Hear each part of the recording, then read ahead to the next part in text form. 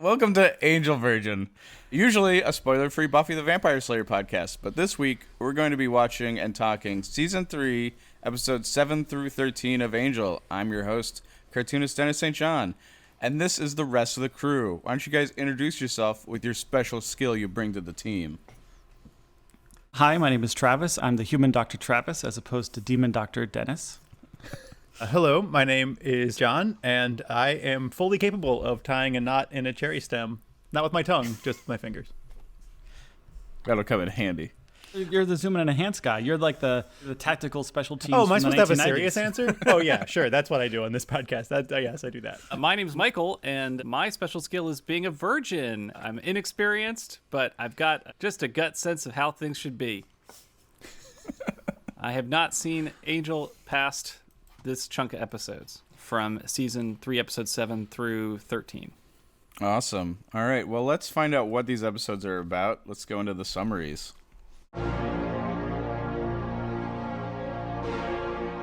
The summary. Well, guys, I took great notes, so I've got these fantastic summaries. There will be some details missed, but let's do it. Season 3, Episode 7, Offspring. Darla is pregnant and raging. And in the final credits, Holtz returns. In Season 3, Episode 8, Quickening, Angelus and Darla kill Holtz's wife and 2 children in the past. In the present, so John brings Holtz up to speed. Everybody wants to kill that unborn baby inside of Darla, or get it for some reason. Holtz's gang unsuccessfully takes on Angel investigations at the Hyperion, and Darla's water breaks. Season 3, Episode 9, Lullaby. Holtz finally gets Angel, who escapes by grenading himself. Rant about this later. Darla stabs herself to save their baby after trying to abort it. Well, many times trying to abort it. Season 3, Episode 10, Dad. Holtz discovers and offers to mentor Justine. Angel's baby's name is Connor, and everybody wants that baby. Connor Angel! Season 3, Episode 11, Birthday. Cordy takes enough cell tracks to leave her body and gets the opportunity to give her vision power to Angel and become a famous, well-paid actress. Season 3, Episode 12, Provider. Angel Investigation's new website is attracting too many clients, so the gang takes on too much new work. Angel tries to clear out a vampire nest. Fred and Lawrence solve a riddle, and Gunn and West meet a zombie boyfriend. Season 3, Episode 13, Waiting in the Wings. It's Angel Investigation's Night at the Ballet, only it's the same performance Angel saw 200 years ago. Angel and Cordy make out, possessed by the spirits of lovers, and Count Kirchhoff is punishing a ballerina for taking a lover, but with Angel's guidance to try a few new steps and smashing that Count's medallion, everyone is freed and only a little embarrassed. And then suddenly a Gruselug appears. Good stuff, Mike. You're all cut up now. All right. Now let's move on to great lines for all these. Great lines. I love the line where Angel's trying to sell everybody on the ballet. This just really worked for me. It just opened up the whole episode. I saw their production of Giselle in 1890. I cried like a baby, and I was evil. And then, still trying to convince Gunn, these guys are tight, and you're going to be tripping out. Don't use my language against me. The trust is gone. I just love that episode. Oh, John, you go. Oh, yeah. I like the demon contractor putting in the new security system at Caritas. He's like, I've got mouths to feed, plus a family. And some of them have mouths, too. Just I'm a demon joke. They never get old. Yep. So I have a couple quotes. The first is from the birthday episode, and Cordelia is talking to Wesley in that random house in Reseda, and she goes, "So I tore down the wallpaper at the hotel and came to this address. What do you think that means?" And Wesley says, "I'm not sure. I'll have to consult my books." And Cordelia is like, "Some things never change." That's a very sweet moment. And then just a few seconds later, Gunn wants to get introduced to Cordelia because she's famous in this alternate reality.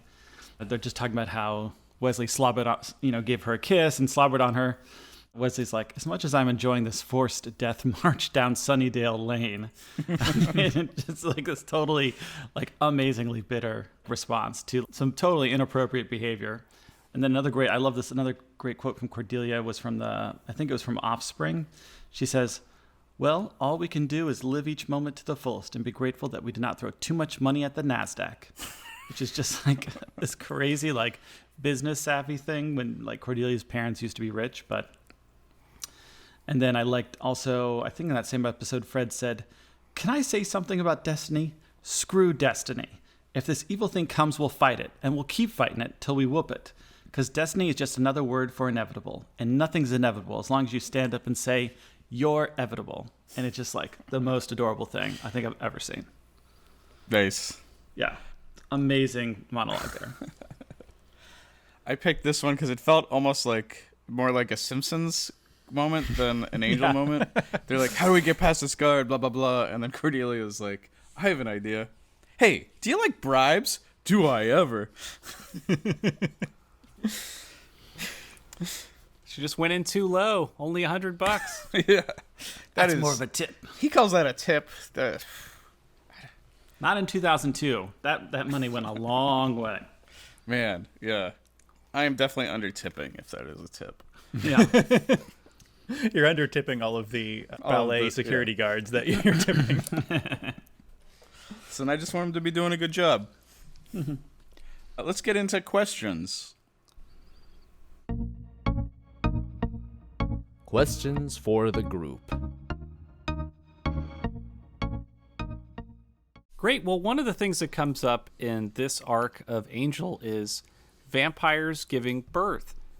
How should a vampire give birth? I'm just curious how people think this was supposed to work. Now, obviously, Darla's pregnancy is some crazy anomaly, but that babe... Well, anyway, we'll get into... I would like to just discuss this kind of... How should it happen and what went wrong? Or is this just the unique circumstances that vampires can never give birth? Yeah, I want to start answering this question with, vampires are fictitious, so any rules created for them are just rules we made up in our head. And I say this only because as like a horror expert, I very often get questioned, what happens if a man bites a werewolf? And I'm like, whatever you want to happen, because it's made up. Like, my demon doctorate is honorary because it's all made up. Within the Buffy Angel verse, when a vampire is not supposed to give birth, and so obviously a vampire getting pregnant is this like crazy magical anomaly. And one of the established canon things is like a vampire cannot provide life, right? So like she just cannot the final act of giving birth she just can't do in this. It's really similar to how Angel in season 1 of Buffy couldn't give Buffy CPR, right? It's the same notion. So that's all I wanted to say before we got into like anything else. I mean, how many options are there for how they should give birth? I mean, I assume you're asking sort of physically, right? Like, I suppose the options are she could have like a vaginal birth, she could have a C-section, or she could lay an egg. Ooh, lay an egg. I'm all for egg. I think egg is probably the way to go. Because like traditionally, a vampire gives birth by a vampire's offspring is who they infect, right? Mm-hmm. But then there's like plenty of other. I mean, Twilight has a vampire baby, right? For the hot mess that is. Oh my god. So we're living in the world of fiction here, obviously, and there's a lot of different directions they could go. And in the Buffy verse, there is some kind of thing that protects Darla or the baby from coming out of her body, and one of them was going to die in that process. And so Darla chooses to take her own life. It also instantly disappears. Baby instantly just born. Yeah. Right? Like, no umbilical cord, no placenta. Yeah, I guess if you were wondering, who gets the umbilical cord, clearly the mother does, because it vaporizes with her. We've just been waiting a long time for this moment. Sorry. I think, like, I agree. Something I'd be more. I mean, it's a great dramatic moment. Like, I think how they handled it was really fun. Like in a very like abrupt. I mean, I think Michael, where were you? You were somewhere. We were watching this, right? And you were flipping out. Oh yeah, we were just watching this on Zoom. Like we're when watching happened. over Hulu party. Yeah. Hulu watch party. Totally legal. Not problematic at all. And you kind of lost your shit a little bit, like in a good way. Like you were just like flabbergasted. Yeah, well, it's a crazy scene because like Caritas has been destroyed, and they're like just in an alleyway in the street. I mean, this is probably like just how Angelus would have liked it, but like this is just a messy scene, and then like they just make it even crazier. Darla's basically saying goodbye to everybody, and like I didn't catch that was where there was going. I literally imagined her, because she grabbed they ended up in that observatory, like getting information about the baby, like, oh, it's a boy, like treating it like this is a normal birthing process, and then for that, to follow that with just, cool, I'm killing myself, and here's the baby. We just spent so much time worrying about Darla's condition, caring about Darla, but then also being repulsed by her, that this is just like an abrupt, crazy ending. And so it just felt like my brain couldn't handle that that's what the show did. And then also in this next series of episodes, the Angel's a dad. It's just insane. Yeah. Another way they could have done it would be something magical. If it's a magical pregnancy, the delivery must be magical. That's like one other rule, like potential way to address it. Well, great. I'm sure this will come up again, but thank you so much, Horror Dr. Dennis. Demon Doctor. Now let's move on to the next question for more investigation. Well, these are all speculative questions. So in the alternate universe in Birthday, Cordelia stumbles into a crime scene investigation that Wes and Gunn show up to, and Wesley is missing an arm. And it's an awesome intro to Wesley, but like, how did he lose that arm? Just curious if are they literally calling back a moment, or it's just like, this is just wearing an eye patch walking into a scene? Yeah. Like, how does this feel? I think the one thing I want to interject with this arm thing, and I'll get with you on this, Mike, is it's super sad that even in the alternate reality, Glenn Quinn's character, like Doyle, dies. There's still like an effed up alternate reality where like that character still dies, and he must kiss Angel. I mean, that's what was not discussed, to pass on the powers. Yeah, It's the only way I to thought do that it. too. Oh, shit. I was thinking about, in Community, they have a darkest timeline that they often refer to. Yes, In the darkest timeline, Jeff is missing an arm. So they must be referencing this Angel episode. And then I think didn't we see in one of the dark timelines somebody had an eye patch on, or Buffy had an eye patch on Buffy. Remember when she was from Cleveland? She didn't have an eye patch, did she? She just had she had a She scar. had a scar. I think. She had a scar on her face. Okay. Yeah. Which is something's gone wrong. People have scars. Yeah, body horror is a quick way to get to story, man. It's great. Okay, so Angel in Provider, Angel gets paid to clear out a vampire nest, or he's promised to be paid $10,000, $5,000 up front, and Angel is overjoyed. So, having not used real currency at any time in this show to determine the value of stuff, I was kind of shocked that was the going rate, but also, like, is that appropriate? So, just a general question here. How much would you charge to clear out a vampire nest? I think more. Probably. Okay, just more than 10,000. Yeah, I mean, because I'm risking my life if I do it. But I guess Angel, I think from Angel's point of view, he's doing it anyway, right? Mm-hmm. So it's sort of somebody paying you $10,000 to, do the grocery shopping. He's like, oh, I was doing that shit anyway. Yeah, given that a clearing out a vampire nest would kill me, I would charge. I would charge enough to make it worthwhile for my heirs, I guess. All right, Mike, I'm gonna answer your question seriously. It's gonna depend on the number of vampires, their organizational strength, how much economic benefit the person who wants to get out of the clearing the nest will obtain afterwards.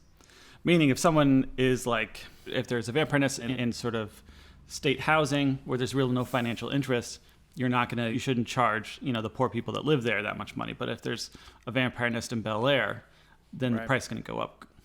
Price is going to go up. Yeah. Can I just subcontract this to Buffy, who will do it for free, and then I collect everything? Oh, that's right. Buffy said we should charge, and then quickly went back on that, huh? Well, Michael, you're a freelancer. I mean, you apply the same logic in your life. Like, how would you go about arriving at a number? Great. That's a good question. Well, it depends on my client and what I imagine their budget is. So instead of you're saying, like, how at risk I am, I actually go from the reverse side. How much money does this client have? Because that'll also determine the tactics. And if there's any reporting afterwards about the results, besides the, like, oral, like, we did it, like over a text or something. So it depends on the client. If the client is Wolfram and Hart, I mean, that's a big contract, guys. We really nailed it. So I think this is a 6-figure job at least. Now, if the client is my neighbor, I mean, this is probably an exchange deal. I want your car or something. Like, we got to work out something that's of significant value. A barter to you. situation. Yeah. I like that as a freelancer, you immediately go to, I want my neighbor's car. Well, I'm just trying to think of something of significant value. Firstborn, Right. And if this is Rumpelstiltskin, it's firstborn. Yeah. I think All this right. brings up like this unspoken question of how we've always complained about how Angel has never invested or saved money. And it's always been Yeah. like, oh, it's just me. It's just me. Well, dude, you can't see the future. It's never going to just, you don't know if it's going to just be you. So this is like a great like moral on saving, which is, yes, you should save in a vacuum without any additional information. Like saving is just a universal good. Just because it's just you doesn't mean that that's the way it will always be. And so, we've railed against Angel having no savings, no stock investments, nothing. And now it's coming back to bite him in the butt. Now he's gotta be did a you notice provider. that he was talking about his kid being a graduate of the year 2020? I was like, oh, that's weird. Yeah. Weird to hear our year shouted out. Oh, Well, I'm that glad is that- weird. I didn't really notice that at the time. If only that this child of either darkness or light could change 2020. Yeah. What was that prophecy again? Yeah. And I'm the year of, yeah. So I have a question. Darla kills a bunch of people in episode Quickening on the bus. Who at the LAPD is going to follow up with this? Or is there just going to be a vast amount of unsolved vampire murders because Kate is no longer with the LAPD? Yeah, Kate's gone, man. I don't think anyone else is looking into it. That's like when Mulder leaves X-Files, right? It's like there's It's just the no dark one's times. investigating supernatural cases. Well, we know that's not true. Agent Doggett and Scully continue with the work once Mulder's gone. Okay, okay. I meant it metaphorically. Sorry. Yeah, so I guess that's been I think it would have been great if, like, Excuse me. Mulder actually left, and they did just fine. In fact, if their case solve record went up without Mulder's shenanigans. I believe that. I think it would have been funny. I haven't seen the new X-Files or the new old X-Files. It would have been great if, like, they just restarted and there's just, like, they go into their desks and there's just, like, 100 cases on the desk, like, unsolved cases. And they're like, this case is cold. This is a 15-year-old cold case of an abduction. And then, like, most of the series is just trying to solve cold cases and bring peace to people. Oh, man. That would have been dark.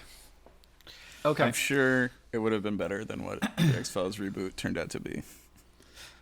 Yeah, I just have some notes about how Glenn Quinn passed away at the end of the year. This episode of a birthday where they talk about Glenn Quinn dying, he did pass away in real life about 11 months later, which is very sad, and it's just so weird. But, and do you think that the fake Cordelia sitcom was a bit of a mind F for the actress? Meaning, if you want to make it in Hollywood, she's on a TV show. I mean, I think most people in Hollywood want to make it in Hollywood. I mean, let's have that be an assumed pretense. And back in the late 90s, early 2000s, a sitcom was like a big deal, right? It was like the era of the sitcom. But like, this is filming a fake sitcom. Boy, that would really kind of mess with me in a weird way, because that's many people's goals certainly were to be the star of a sitcom. I don't know what you guys think about that. I like what you set up just now, where, I mean, a sitcom would have been like a high watermark for achievement and money making, like you Yeah. get fame and money. Though, there was still like independent filmmaking, and filmmaking as its own world that was separate from sitcoms, but also probably paid well, but more irregularly. It does seem So- like sitcom money was the big money. Like, what's her name? Terry Farrell left DS9 to do the Becker sitcom. Oh, yeah. I mean, that had to have been more money, because why else would you do that terrible sitcom and leave the last season of DS9? I know. But we got Esri. But yeah, the Def sitcoms were definitely huge, and it looked like a half-hour show.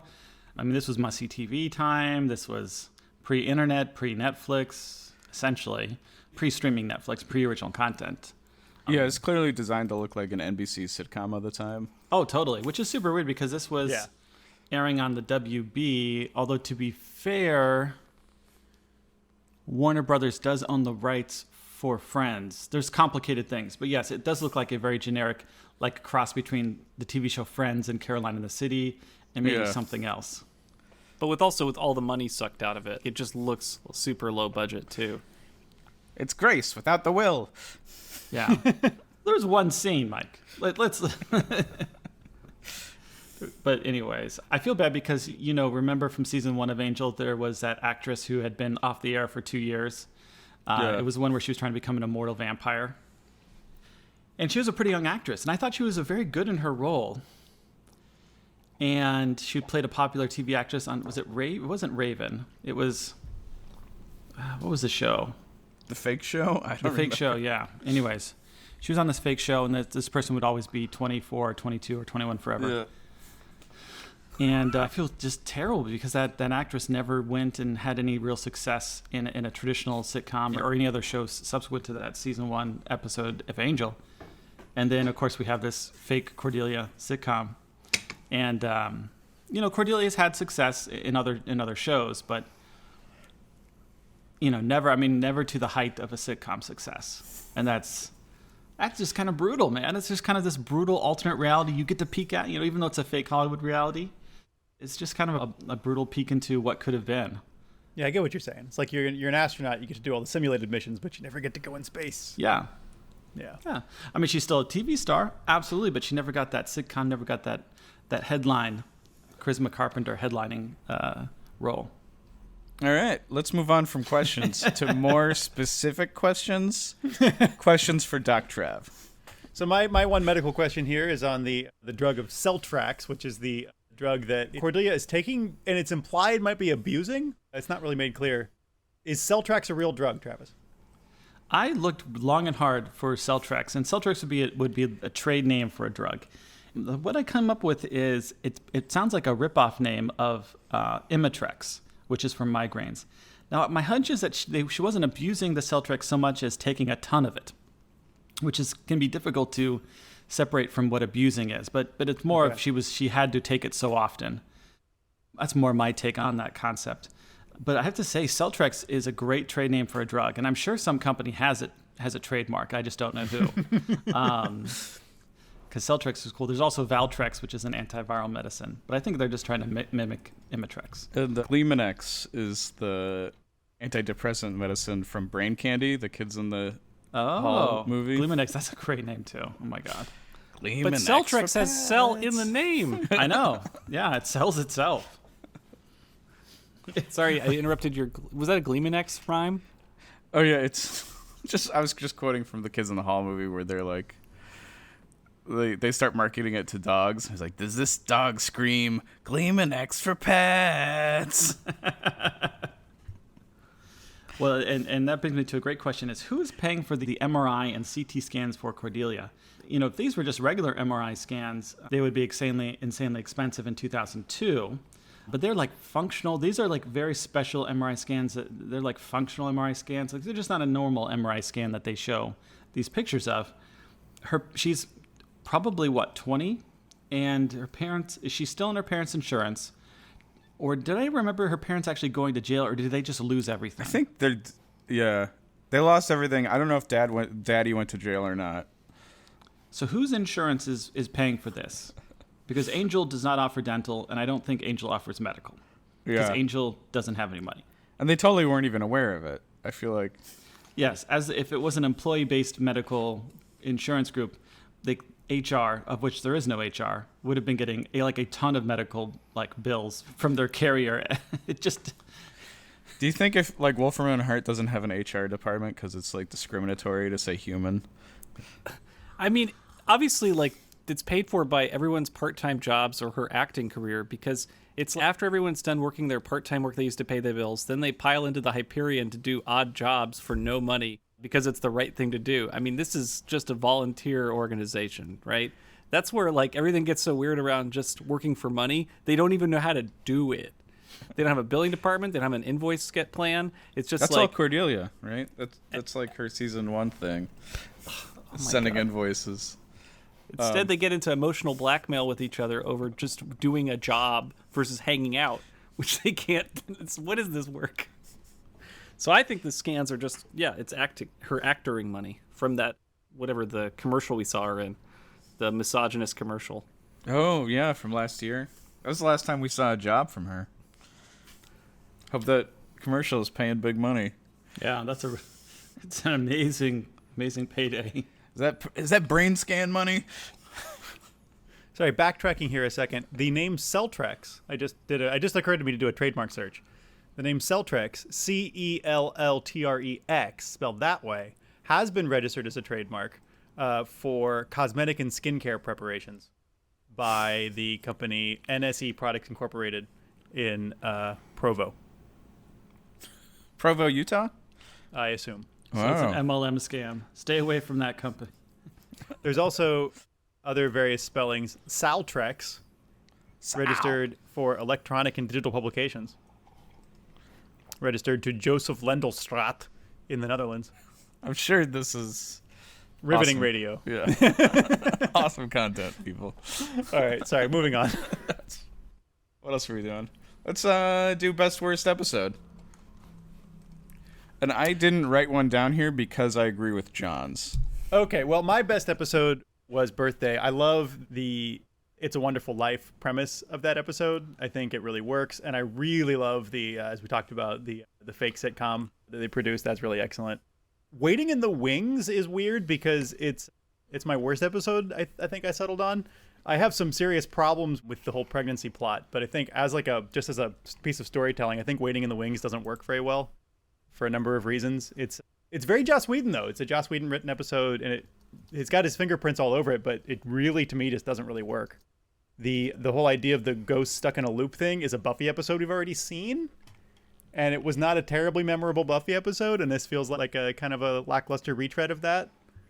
And I'm kind of getting into best worst monster here, but the comedy tragedy monsters were really stupid. It was like somebody's bad idea for a tattoo, and not a good monster. Just seemed really kind of like a one-liner idea. That's my best and worst. I don't want to jump in to defend worst Waiting in the Wings. Just I'll wait till everybody has their, I guess, best worst. But I have some thoughts about Waiting in the Wings. Yeah, I'm sorry. I actually didn't really read John's. I just saw both of them and were like, yeah, those are my two favorite. Oh, sorry. Oh, okay. Everybody liked Waiting in the Wings. I thought that might be the case. I thought I was so then stand I alone was like, on that I one. should actually read before I just say I agree. Those were my two favorite episodes, and I don't know. I felt like it just took too long for Darla to get to the birth thing. Like, that stretch of episodes is just too long. If they tightened it, it'd be good episodes, but... Yeah, I'll agree. Birthday was incredible. I like the It's a Wonderful Life read. I hadn't even thought of that, even though that's very apparent. But just the fun speculation of what would happen if, and just the weird place that episode went is all unexpected. But, dealing with the idea of the visions causing migraines, we know they're painful, and that Cordy has been a drug addict or gotten into like drug abuse without intending to, and that now has left her body. Plus, it has an amazing reuse of probably my favorite, monster from this show so far. Well, this season, yeah, Skip, who has a face like a door knocker. You just want to grab that thing and knock on it. That episode has this weird, delightfully meta reference to the Matrix, where they're in a mall. I don't know why, but I have so many feelings about malls now, and this thing just hooks into the weirdness of, if I had imagined a white space to go to that only kids from the 90s remember, it'd be like the mall. It's this is a safe place that's kind of fun and different, but just as a premise for a clip show and stuff. Anyway, I have also a rant about this, but I'll wait. And then the worst one, it's just that whole arc of Darla being pregnant. I guess we're going to reiterate that a few times, but that offspring through Dad is really, really bad. And then Lullaby is the worst. And Lullaby is the episode where anything happens, because it's the episode where Darla actually kills herself and gives birth. But it's also the episode where Angel grenades himself to escape from Holtz's torture chamber. That is such an unexpected, undeserved escape that your jaw is open for the entire episode, and it just stays open. Just some of the choices they make. And then they destroy Caritas in that episode. That episode loves grenades, both metaphorical and actual grenades. And the episode itself is a grenade that blows up the show or the direction you think the show is going. Yeah, it really, that whole grenade thing really shows the difference between your hero vampires and your disposable vampires. Because last season, with one grenade, Riley killed like an entire room filled with vampires. Oh, yeah. Nobody questioned it. It was just like, yeah, of course a grenade like in an enclosed space would blow up vampires. That's fine. But yeah, if it happens to our hero, it's just his escape plan. You don't even see him running out holding his guts or anything. It's just like... I would say the screenwriting in general, like screenwriters' knowledge of explosives is really limited. Yeah. There's certain things in the screenwriter's toolkit that they can use as weapons. Electricity is fucking magic, as we know. It could be just like zap an enemy, done. Explosives, it just depends on how done they want it to be. It could be devastating, but it could be just a smoke bomb. Like just whatever. But I assume explosives are like that kind of, that malleable, but... And yeah, blowing up Caritas is a big bummer because that's like... Yeah. I miss Caritas, man. I feel like that's an important space we now don't have. Yeah, It was their quarks. It was their 10 forward. My best episode was Waiting in the Wings. That's a great episode because it's a great one-off episode. So, and there have been, instead of having to get really obsessed with like this massive arc, although it pays off a massive arc, I think is what's really fun, and it's obvious, and it's very Angel and Cordelia focused, which is great. Although it does focus on Gunn and Fred as well. To me, it's a very enjoyable episode, even if the monsters are not exciting at all. Yeah, there's definitely no love lost between me and those stupid monsters, but it is very Whedon-esque, certainly. And then the episode Dad is difficult. It's just difficult to have a show that has all of a sudden a newborn child. It just changes everything, So it's a weird plot device, and so it's obviously the pregnancy was actually less of a plot monster than the child, because at least Darla was able to walk around and defend herself. But the show does start to break down once there's like a tiny child that everything and everyone wants to kill, because you just really can't have plot if that's the case. You can't have things happen. It's just crazy. They didn't truly consider the consequences to the season because of the child. But I know what they were trying to do with Angel having a kid. All right. Let's move on to best and worst of monsters. Yeah, that's part what I said. My worst is not the comedy tragedy demons. It's the grappler demons is my worst, because the grappler demons have Popeye arms. And like that could be a cool monster thing, but they've got this weird thing where their forearms are way bigger than their upper arms, and it just looks really silly. And it just feels, I don't know, their makeup doesn't look applied properly or something. There's something about them that doesn't work for me. But I loved the Nadra demons with their geometric tunics and their like weird claw mouths. So that was a super good monster. I kind of like the grappler demons just because they are like so specifically the most expendable demon force you can buy. They're the Foot Clan. Like they look really big and tough, but apparently their heads they have tusks, which instead of being used for weapons are just like how you tear their heads off. Handles. Yeah, handles for tearing heads off. The Nadar demons don't look great to me, but I think they're interesting, especially once we get to the reveal of like their heads fall off. That whole concept of if his head falls off, but he's got another head, he's still the king. He's still himself. Yeah. That's so weird, and I want to explore. I want to like explore that aspect more. Totally.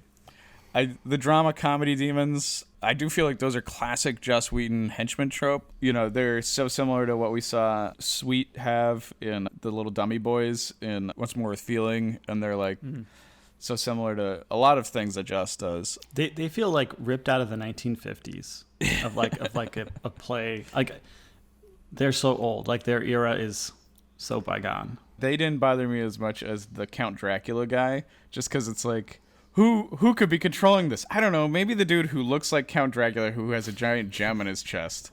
Like, oh my god. I also like just the zombie boyfriend and provider, because that's a funny trope to me. The like my boyfriend's back guy. Those are all charming. Yeah, that's what I got.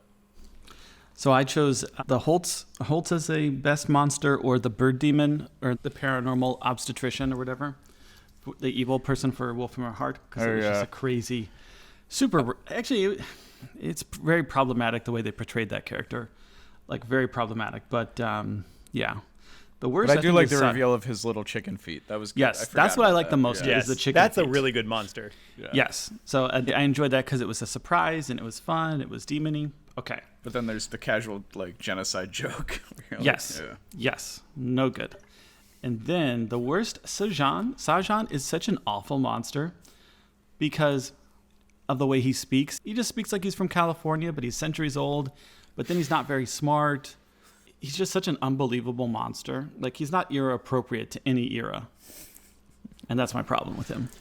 I like the ongoing joke about his demanding that everybody recognize that he's male, even though he's not a person.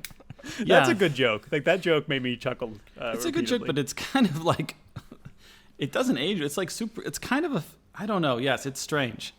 It's a nice quirk. It's a good quirk for the character. I just don't like a lot of things about the character. Yeah, no, I agree with you. He does like sort of like almost like a Batman voice the whole time. Yeah. It's my street face. And yeah, I don't like his demon design very much either because I talk about this sometimes. It lacks a coherent theme. It's like you got the spooky gray skin and like some imagery carved on it, and then a rope down the middle. You're like, what? Like, give me something to latch onto. Give me something to understand what your theme is. Why do you have a rope down the middle of your face? Can I pull on it? Well, my best worst is going to be Holtz because I feel like he's both. The setup for Holtz is awesome. Holtz is from the past. Angelus' past. Angelus and Darla killed his family. He has strong reasoning for revenge and also for essentially choosing to be frozen across time in order to get his revenge. Yeah. Like, that's crazy. I love the audacity of that as a character. I like him getting caught up to the present and just that wonderful weirdness with Sajan. And like, Sajan over... I almost want to say St. John. I'm sorry. Sajan. Sajan. Yeah. Sajan. Yeah, over time, Sajan becomes a weaker and weaker character and weirder and like doesn't fit. His plans to help Holtz don't necessarily help Holtz. He's like, here's a bunch of random people in a gym that you can use to fight Angel. Anyway, that's an aside, sorry. So Holtz has got these awesome motivations. He actually traps Angel, and then Angel escapes with a grenade. I guess it's like Holtz doesn't know about grenades. You know, this is a surprise in Holtz's, plans or whatever. But Holtz should have killed Angel in that scene. Like, the fact that Holtz doesn't get what he wants and then is kind of like diminishing returns as a villain because Holtz trapped Angel. He's got him dead to rights.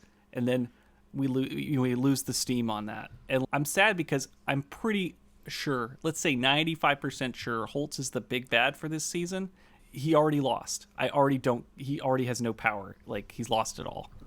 So it's a bummer. Yeah. Yeah. I think you're speaking really to like just the limits of being a villain on a sitcom, or not a sitcom, on a show where the hero has to live. There was so much hype for Holtz because we get, more than a century of hatred between them, and that Holtz is somebody that Angel and Darla feared when they were like soulless killers, and then once he gets to modern times, what can he really do? He can't actually kill anybody because like that's the show. So just like every other villain, all he can do is talk and talk, but he's got no Gramja. I'm just concerned this show, and I'll get this into possibly a prediction. This is a possible prediction that the Holtz can only work as a reversal where he turns on Wolfram Hart and teams up with Angel or something at the end, which I don't want to happen. Well, just to piggyback onto what your complaint is about when Holtz captures him at the hotel, when we see a flashback, you can tell Holtz does not seriously want to kill Angel because in the past, Holtz finds him in Rome and is torturing him. But if you really want to kill somebody, when you capture them, have them tied up, you just do it. You just kill them. So for my part, Holtz has never been a serious killer. Like, he had him dead to rights in Rome for hours. There's this whole torture scene, which can make sense when you think about a guy who's got nothing else going on. Like, it's okay if Angel escapes because then Holtz will just capture him again. There are definite reasons why Holtz does never like actually avenges his family. Then it's over, man. Yeah. That's too much of a meta storytelling pull, though, to go into like the guy that never truly wants to avenge his family and doesn't want to kill Angel. In the end, isn't the person who killed my family my family? let's go into celebrity cameos, which for some reason we're going to do best and worst of. Well, I only have a best. My best is John Durbin, who is really barely constitutes a celebrity anyway, but He's a celebrity amazing. in our heart. Yeah, he is definitely deep in my heart as a celebrity. So John Durbin is in Angel as the demon obstetrician with the chicken feet. I think it's a great performance. It's a kind of character he does really well at, kind of inscrutable and sinister. But John Durbin has done a number of roles. Notably for me, he played Gul Lamech on Star Trek The Next Generation, who is a Cardassian who, in the episode where Captain Picard gets tortured, not the one who tortures Picard, but a different Cardassian, he's very good in that. Also, he is in the 1989 Dr. Caligari as the, in that film, which I know nobody within the reach of my voice except for Dennis has seen this film, but go seek it out because it's totally worth it. It's an amazing piece of cinema. Yep. And in that film, he plays a mental patient who has a fetish for receiving shock treatments, and he inserts needles into his butt so that he can feel the shocks more deeply, I guess, which is super screwed up now that I say it out loud, but watch the film because it's... Oh, he's amazing in it. He's amazing. Yeah, he's really, really good in it. And yeah, halfway through the film, he gets like his like juices switched with another patient. And That's right. Becomes a nympho. That's right. He refers to his butt as his pokey globes. Hey, so when is Criterion doing a release of this? Because I'm only seeing it available in VHS right now, guys. What's going on? Yeah, I never also been have a released on DVD bootleg copy of it. Yeah, you have to get a 'cause I bootleg. need Okay, great. Thanks. Well, that we'll be able to find it. No problem. Email Dennis. Got it. yeah. If you search eBay, you'll find a bootleg of it. It's not that hard to track down.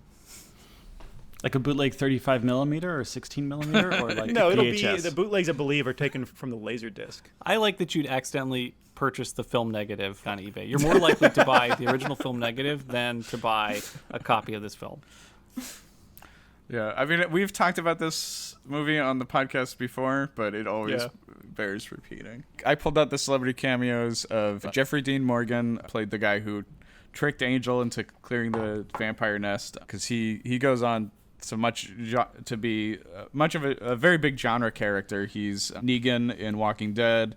He's the Winchester's father in Supernatural. He's Batman's father in Batman v Superman: Dawn of Justice. So we can see him in his like before he really had his like badass routine down and could be like the slapstick to Angel. And also, Summer Glau plays the ballerina.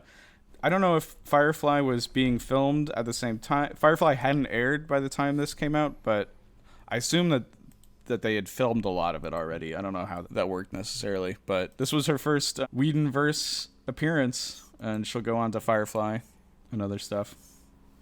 Is it me, or did the accent that she was doing sound super fake? She was not pulling that off. Yes, I'm bringing that up down below. Okay. All right, let's move on then to that. Let's do best and worst of character, look / work. My best character look / work is definitely from the Cordy sitcom that they shot. So if you haven't seen it, there's a deleted scene where they actually shot like a 2 or 3 minute scene of this sitcom. And it's great because it's clearly done with a lot of love of them constructing, a sitcom of that era in terms of the lighting and the sort of the 3-camera look and the contrived comedy of errors plot they come up with of, oh no, I have 3 boyfriends. What do I do? Like that, it just works really well. It's really funny. Do you know who sings the It's Cordy theme song? No, who's singing the theme song? It's Marty Noxon and Drew Goddard. Oh, that's excellent. And if I'm not mistaken, Marty Noxon plays the best friend in the Cordy sitcom. Oh, does she? I didn't know that. I'll have to look closely. Yeah, that would be funny. All right, Travis. Yeah. Oh, yes. The worst. Summer Glau was great with her ballet performances, but she's a native English speaker. She was born in Texas, so it's not great to do a really fake Russian type accent. I was trying to Google if she speaks foreign languages because some people do. They do. I just couldn't see that she speaks Russian. It's just a rough. Yeah, I just don't think we should celebrate that accent that she did. But everything else was great about it. I'm just saying, looking back, Don't And do s- that. And speaking of deleted scenes, I guess there's a deleted scene for that episode also because Amy Acker is also like a trained ballet dancer. Yeah. Well, so the deleted scene, I sought this out, and on paper, it sounds like an amazing thing. They fall asleep watching the ballet, or they become entranced by the magic of the mystical ballet, and Amy Acker is doing her part of the ballet and really pulling it off because she's a real ballerina. Wesley kind of comes on and tries to also do his part of the ballet, but just falls over himself because even in the magic world, he can't dance, which is a really funny joke. And knowing how good the both of them are at physical comedy, I would think that would be amazing. And I watched it and I can see why they cut it. It doesn't really play the way you want it to, but Yeah, that's what I hear. I haven't watched it, but yeah, that's what like I heard. I want that in my head. The version of that in my head is amazing. Yeah, because Alexis Denisof is a very funny physical actor. Like, Oh, yeah. Slapstick Wesley is so off and on. It's weird. Like, Nice axe. Dude, when he slips on the coffee beans.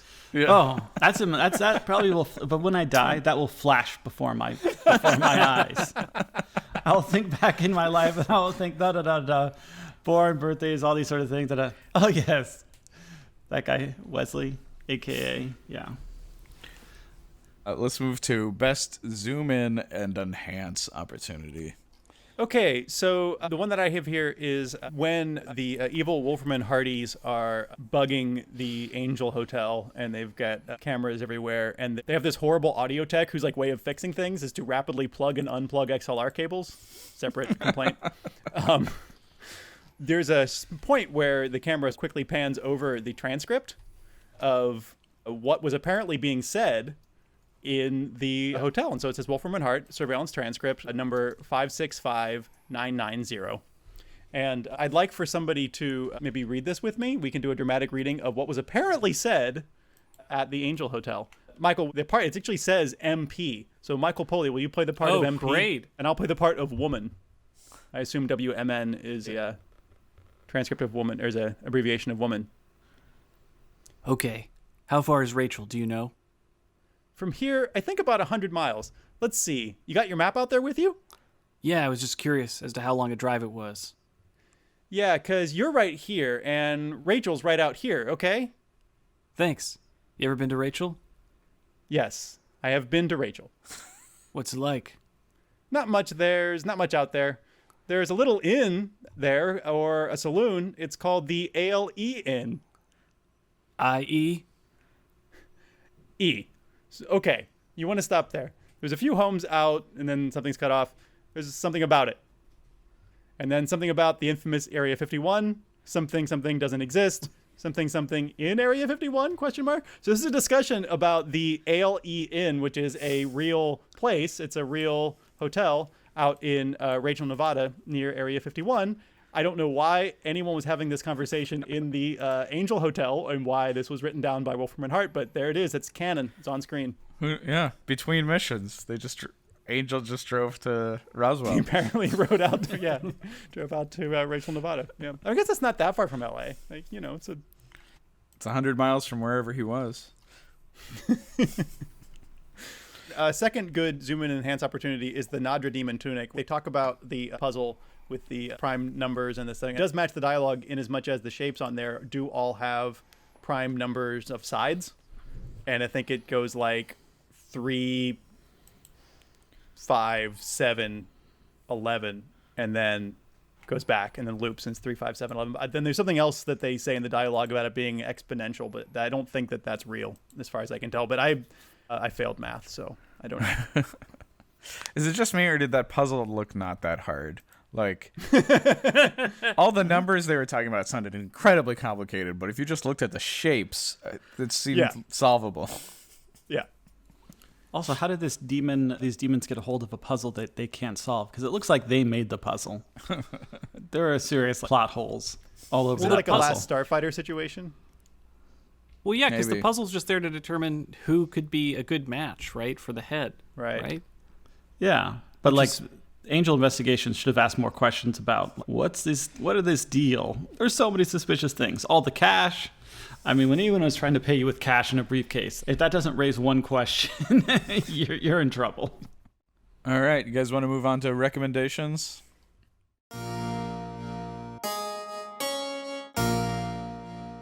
recommendations. All right. So for the pregnancy stuff, I recommend, of course, Rosemary's Baby. Like, you got to if you're dealing with like monster pregnancies, and that movie really deserves its reputation. It's good. I know Mike just recently watched it. The dream scenes in that are so good. It's stellar. Man, that ending is weird. And anyway, highly Have you recommend not seen it. this film before? I managed to avoid it or Oh, that's just interesting. listen to the soundtrack or whatever. But anyways, Yeah. it was fantastic. I also recommend The Brood, David Cronenberg's pregnancy horror movie.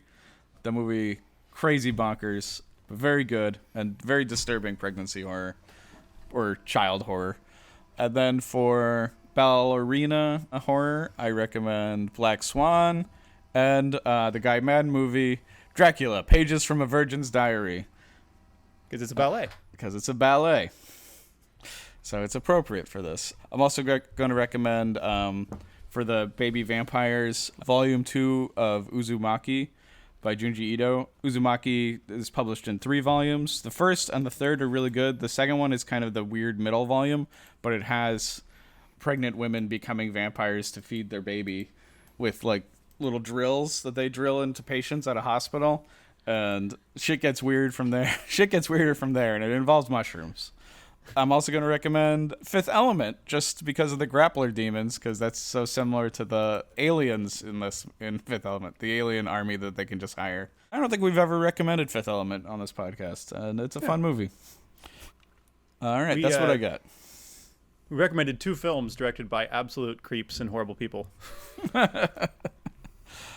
Yes, that we know of. That we know really of, don't know. I mean, yeah. Who are the creeps? Rosemary's Baby is Roman Polanski, convicted rapist, and Fifth Element is directed by Luc Besson, who is also a super creep. Oh, that's right. Okay. But yeah, both good movies, for what it's worth. Hey, man, we're talking about Joss Whedon here. Yeah, well, Burn on him. he's on a way lower level, I feel like. Yeah.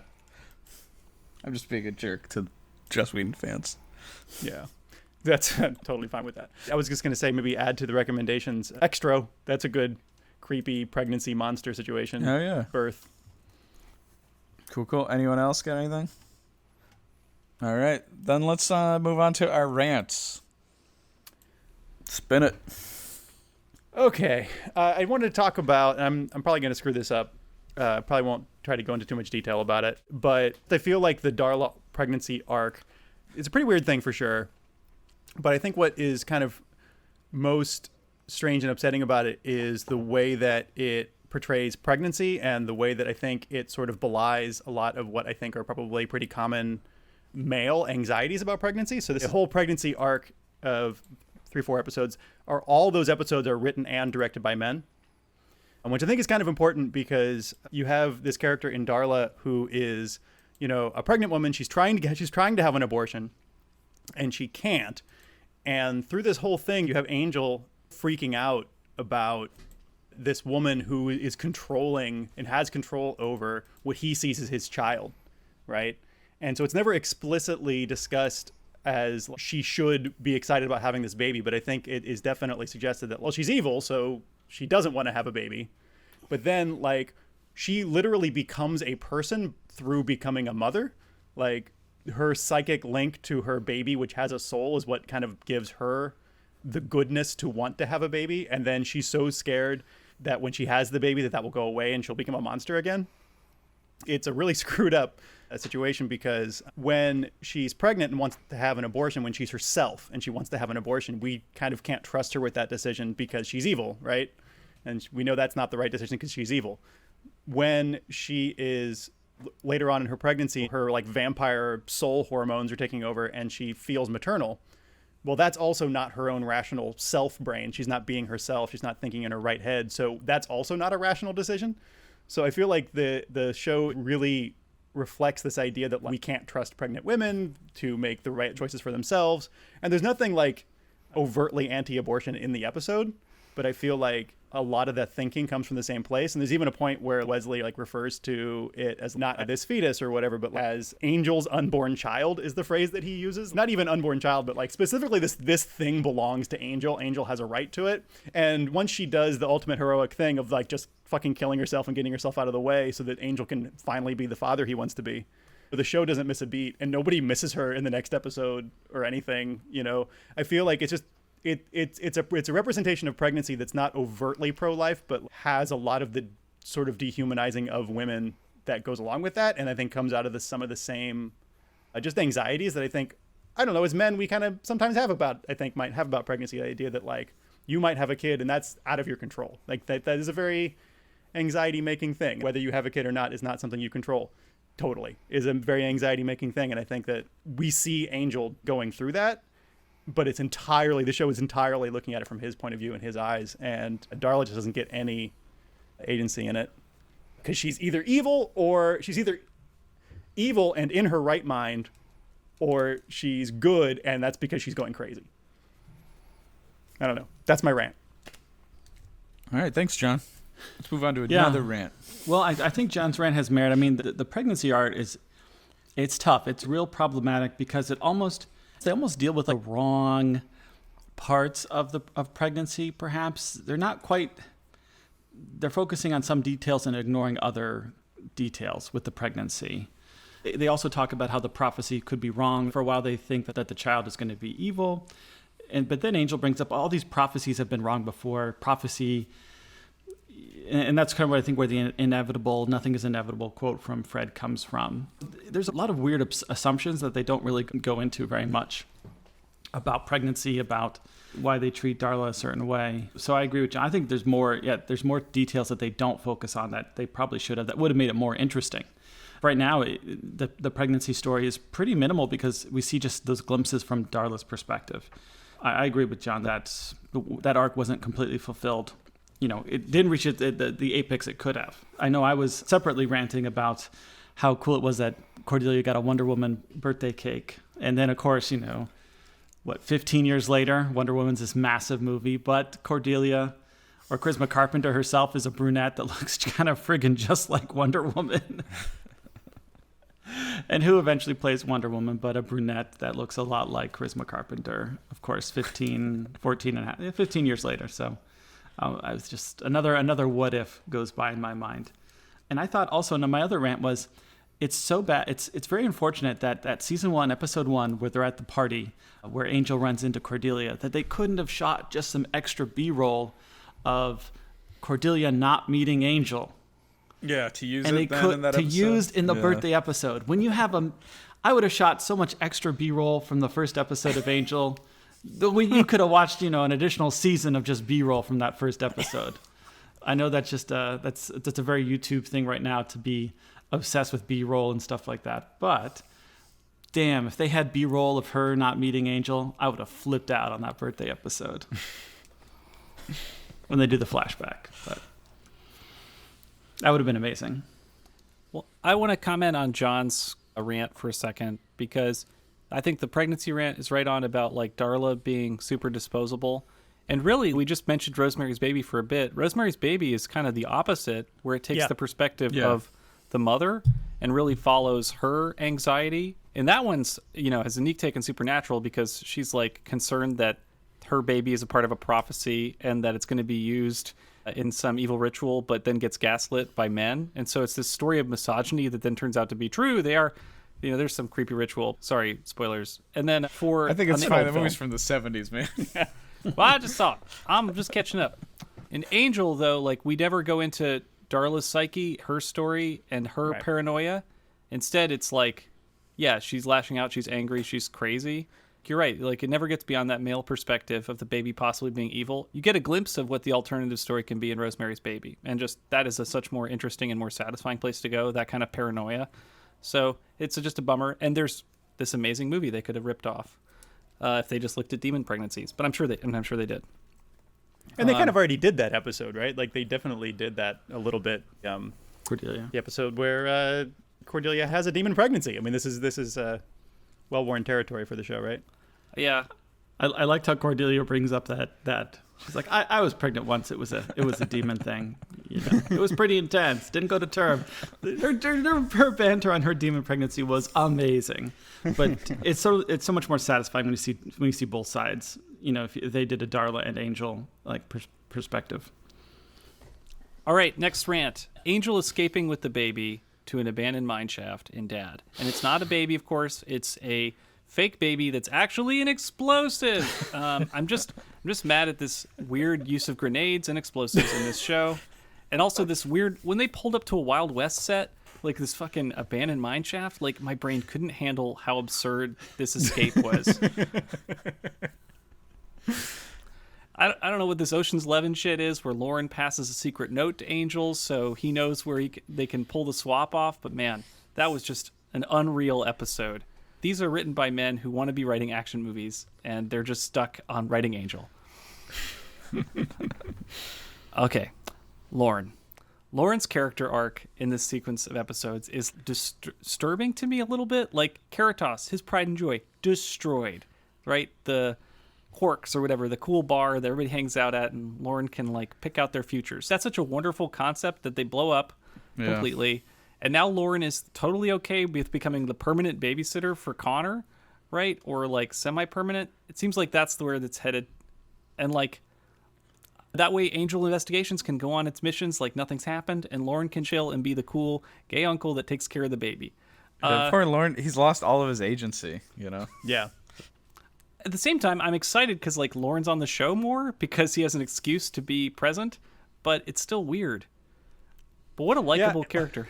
Anyway, sorry. I love that he calls out that he wasn't invited to the ballet. Yeah. And then, but that all he just kind of made me angrier because I'm like, why the fuck wasn't he invited to the ballet?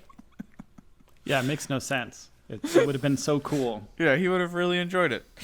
Yeah, because like I'm writing in my notes who's taking care of Connor in that ballet scene. They cut back and Lauren's taking care of Connor. And it's like, really? They write it as him being pleased with this opportunity.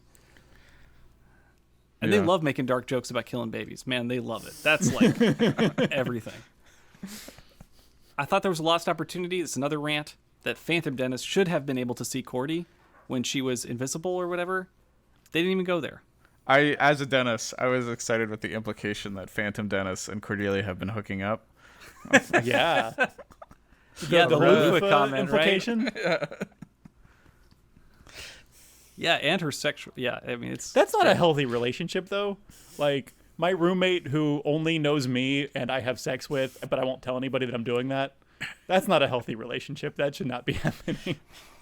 Man, just critiques of every relationship going on. Just let a ghost live his life. I forgot John is perfect and has only normal, perfect relationships. That's right.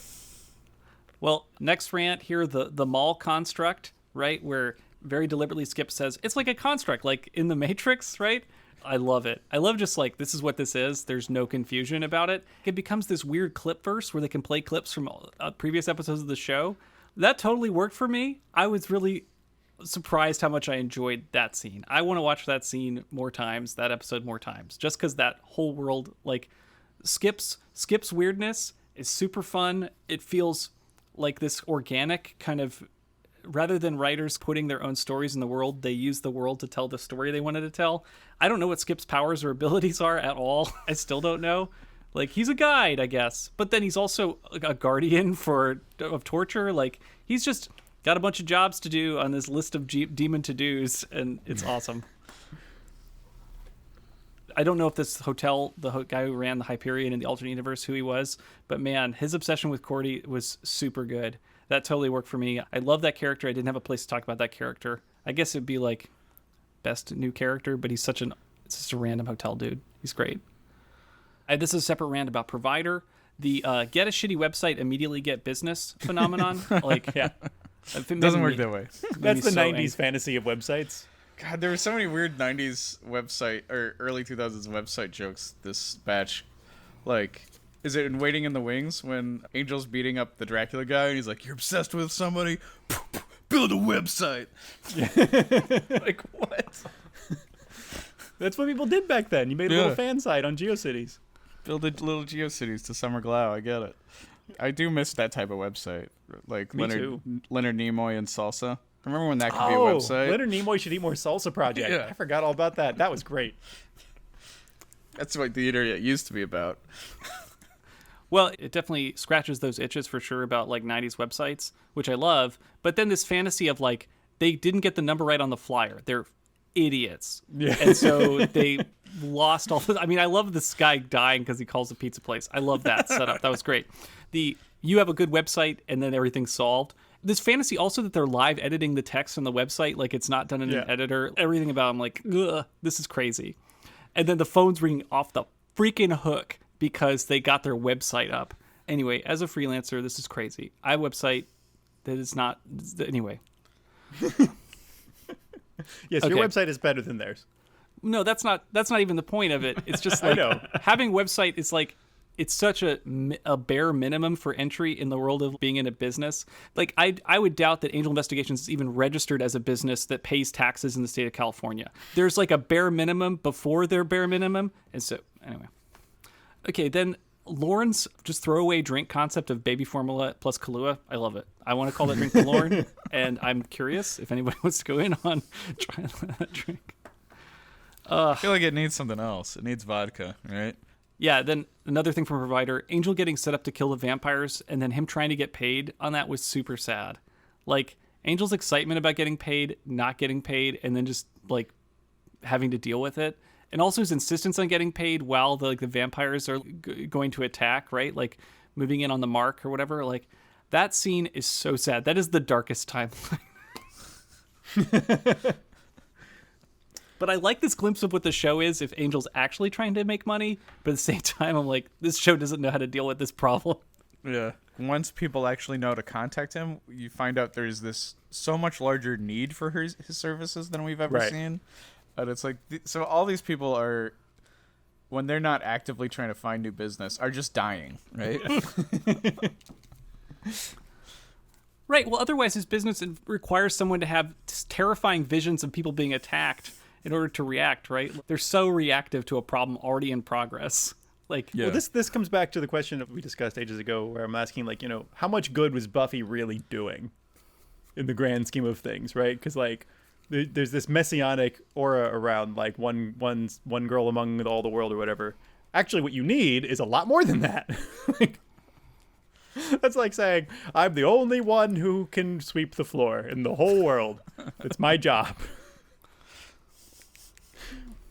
and then I guess rant, this is a shout out, Waiting in the Wings premise that Bilnikoff Ballet Company has been performing the same thing for hundreds of years is so good. I love this curse concept playing out. I think it totally works because ballet is one of those magical kinds of performances where everybody does get dressed up. It's not even about the content of the performance at all. We don't even get into the story of Giselle. We're really way more fixated on how much fun it is to dress up and go out. And just like that world of going to the theater, going to an opera or a ballet, there's so much mileage in that. Yes, they could be doing the same performance for hundreds of years. It wouldn't matter because that's not even why we're there. It's fancy and another time, and there's something special about that they really capture the special the stupid specialness of theater, and I love that, and it totally worked. I mean, the whole dress up montage of everybody looking good, and we're like, it's so cute, and I like that whole sequence so much, and it is like the best part of theater, the excuse to get fancy. So they really pulled that off. And then I love the premise that got, even though it's recycled, just seeing Cordy and Angel sort of hook up. And then like freaking Cordy doubling down and saying, Angel, you'd fight monsters, but the sexiness of performing these roles to figure out what's going on, you don't want to go into this mystery with me. I really love that challenge, and that Angel's such a failure. They really bring out this earnestness and insecurity, which is such a broken part of this character in there. And it's like, I question this just like of male heroes in general. Why can't we confidently kiss a woman or like confidently walk into a scene? Like, there was probably a era in filmmaking where men did that and it was eventually got dirty. And then this male hero arc, or the concept of male heroes, changed, where it's like, you can't confidently kiss, you have to get permission, and you have to have clear consent. I'm not anti-consent. That's not where this rant is going. I apologize if that's where it appears it is. What I mean is Angel's lack of confidence to go in, like, he will confidently go and kick down a door and kill a vampire, but he can't, even with consent, move into a territory where he's going to simulate sex with his partner in order to understand more about what's going on in this possession world. Anyway, that's why it's a fun scene in part because he can't. It struck me as a problem with these with heroes. Yeah. Is like the insecurity around sex. Me and my comic friends kind of have a joke about like there's a whole subgenre of comics and movies where the entire world would be destroyed if the hero ever ejaculated. Where it's like Lil Abner is a good example of like there's so much like sex romp and stuff, or Archie, so much sex romp and stuff, but like if the characters ever actually hooked up, like the world would be destroyed. Angel definitely suffers from that also. Like he suffers from it more literally than everybody else. Like mostly. I'm so happy that episode addressed it. I think it's a phenomenal episode. It's just a bummer that the ending is so formulaic. And yes, the Count with the big, like, glowing red piece on his body, like that's the bad guy. Like that stuff. I mean, it's the monster's not important in this episode. Yeah. But it's a bummer because like they could have made that a better episode overall. But like the first half is fantastic and like probably 2/3 of it. All right. I think that's all we have to say. So let's move on to predictions.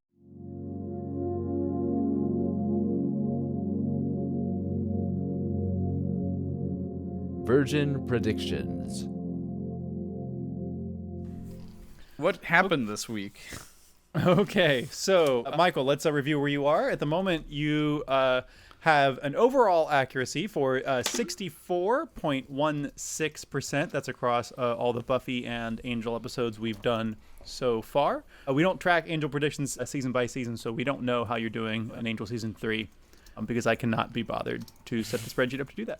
So let's go through some of these. And Dennis, please do call some out, or Travis, call some out if you see any that I've missed here. But the very beginning, our first ever Angel special, Michael, you predicted that Cordelia is going to, in fact, lose her ability to have visions. And that does happen, albeit temporarily. That does happen. That one is confirmed. When we did part 1 of season 2 of Angel, Michael, you predicted that the whiteboard from season 2, episode 1 of Angel will return, and it has. The whiteboard comes back. They use it to track the threats to baby Connor. So that one is confirmed. Well done calling out the whiteboard. Okay, so then we have in Angel season 2, part 2. This one is going to be a little bit convoluted. Michael predicted that Cordelia will become a demon, parentheses, temporarily, close parentheses, open parentheses, impaled on Buffy, pregnancy, psychic something, Sky Lodge demon. And I think what you were trying to say there, Michael, is that because a lot of bad things have happened to Cordelia in the past, ergo in the future, Cordelia will become a demon, parentheses, temporarily. Now, where this is problematic is for me is she becomes part demon permanently. So I think that means this is denied. Yeah, it's a near miss. That's a bummer. I saw that. I mean, you had the right general thrust of it, but because you had to go out of your way and say, "Oh no, it's going to be temporarily," that's denied. Season 3, part 1, as the last Angel special we did, Michael, you predicted that Darla and Angel will team up to fight Holtz. That does not happen, and Darla dies. So I'm going to go ahead and deny that one. Well, I mean, technically they didn't. I don't know. Technically, they team up. I mean, how do they team up? Well, she joins Angel's team. Yeah. I mean, she's around. I don't know how much she's joined the team because she's constantly undermining and fighting them. Plus, nothing she does helps to fight Holtz. So I think it's unfair to say that they team up to fight Holtz. She doesn't even directly know about Holtz, right? You know, nothing's inevitable unless you stand up and say that's inevitable. But Mike, I think it's inevitable that you will not get this prediction. So that's 2 denied. And I found a couple confirmed? more. Oh, you found a couple more. Okay, all right. Let's go back. Yeah. Angel 1, season 1, part 1. There will be more than one room to visit the powers that be, because that mall was run by Skip, who's an agent of the powers that be. So I think that's a room. Sure. Okay, we can confirm that one. It's the mall counts. I'll buy that. Angel season 1, part 2. Another assassin will be hired to kill children. There's definitely people hired to dissect and kill Angel's baby. Oh, that's totally true. Yeah, no, I'll totally count that. That's confirmed as well. Wow, good call, Dennis. Didn't really think about those that way. That's excellent. Then, is this highlighted intentionally? Darla will be killed by Angel? I did because she didn't get killed by Angel. She killed herself. Oh, right. Oh, So yeah, you're- it's a deny. Yeah, well, I'm you're- helping you're you out. volunteering that's denied. Yeah. Obviously. What was I thinking? Okay, well, that's well done finding those guys. And Angel the got so end- close to getting laid, also. Angel not getting laid again. Yeah. we will update this. Your overall accuracy is now at a 64.05. Do you have pancakes, Mike? Maybe pancakes just showed up. Yeah. Wow. Guys, this is a great advertisement for getting married. This is the advertisement. Random pancakes. Okay, great. Well, I have more predictions. I am not sure how to word this prediction in a way, and I would love your help, Dennis and John. Travis, you're my supporter. I know you know what I mean by this. Everyone else, I'm not sure. Connor isn't going to grow naturally. What I want to say is Connor the baby. This is not a story of Angel being a dad for 2 more seasons. Connor will either be magically disappeared or magically grow up. And I don't know how that's going to happen. I need some help, guys. Grow naturally? What? Then he's a demon, and so he didn't grow naturally? Like, Right. This show does not Why don't wanna- you put a limit on how many baby Connor episodes you think we'll get? No, that's not fair. No. Because we will get What he's trying to say is that Connor's going to age. He thinks Connor will age so that it's not a baby. That's what you're trying to say, Mike. Is that right? Like, yeah, this show we will can't see be an 2 more adult years. Connor. We can't have 2 more years. Well, maybe. I just think we can't have 2 more years of Connor baby. That's not an interesting show. So maybe word it as, when do you think you would see a grown-up version of Connor? Either last episode of this season, start of the next season. Okay, you can do it. You can do a prediction that way, and that satisfies what your intent is, which is you'll see more grown version. Connor, We will. How about just we will see, We'll see a grown a grown Connor by blank Oh. time. okay, Connor by season 4. Okay. All right, that sounds like it's wrong, but thank you guys. Cordy won't give away her visions in season 3 of Angel. She has been another opportunity to get rid of them. Nope. So I'm just going to take that point. Cordy's part demon powers will help her kill monsters. We don't even know what these powers are yet, which is awesome. She was floating. That's all we know. Mm-hmm. I'm going beyond 5 here. Holtz will fight against Wolfram of Heart in season 3 of Angel. I think Holtz has got to be turned against Wolfram and Hart. There's just no way. Holtz is just such an oddball character. I don't know why yet, but he will. Maybe they have something he needs. Skip will return again. He's too much fun. I don't know what season. Maybe not this season, but I like Skip. Is that going to be your super prediction? No, my super is going to be this last one. Sorry. Ah. My super will be Holtz will be killed at the end of season 3 of Angel. I think this is an open and shut case for a super villain. Holtz will do something horrific and then be killed, but I don't know what. Maybe he'll kidnap Connor and take him to another dimension where he'll come back in another season, be older and trained by Holtz to fight Angel. Who knows? This show wants to do some batshit stuff with that baby, and I don't know what it wants to do. And then Wolfram and Hart will kidnap Connor in season 3 of Angel. There's just no way they're not getting their hands on that baby. Just no way. Even if it's 1 episode, they're kidnapping that baby for like a few minutes. What's going to drive Angel so much? We're like seeing all this Angel loves the baby shit. Take that baby away from him.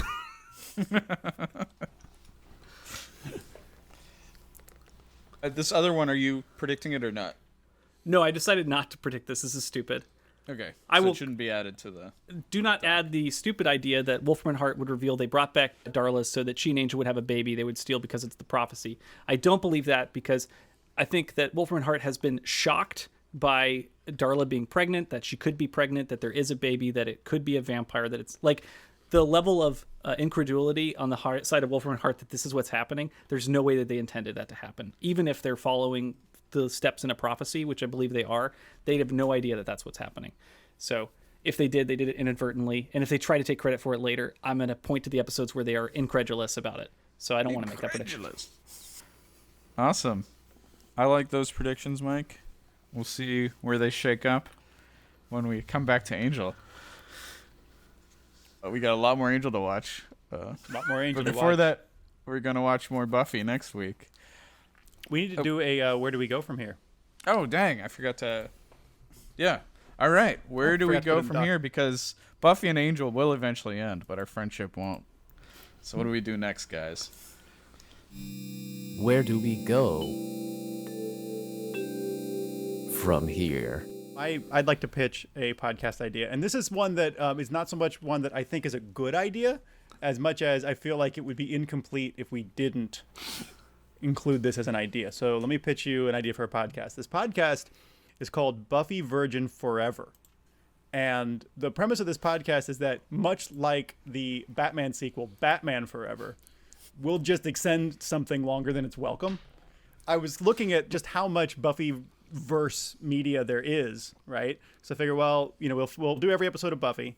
Then we will have 2 seasons of Angel. So we could just keep going on Angel, get those done. Then we could start looking into the season 8 comic books, the season 9 comic books, all the way up. I think they have season 12 just came out last year or whatever. So we could do all those comics. That would take us a little while. We could start going through the novels. We could, one point I did start to try to add up like how long it would take us, roughly at the rate we make podcasts to get through all that. But this is forever is the answer.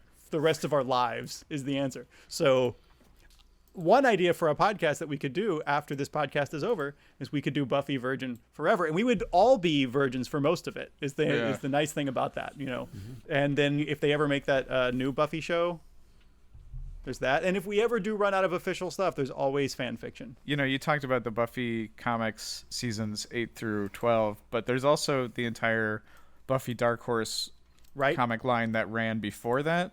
Plus Frey. Plus there's a new Buffy comic put out by Boom Studios that's a revamp. Yeah, I don't think we're running out, is the point.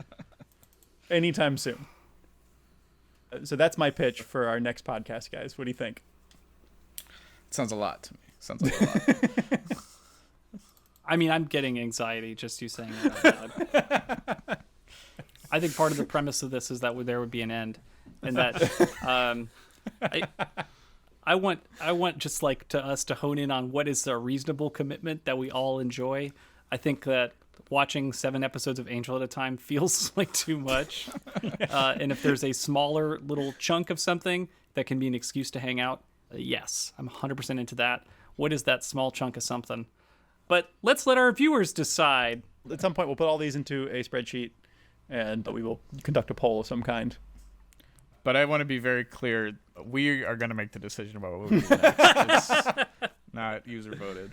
Anyone got anything else? Well, I have been Dennis St. John. I make comics, and I am currently working on a dinosaur fanzine. You might be able to order by the time this is out, or there might be more info about it online. But right now I'm just at the beginning stages, so it's going to be fun.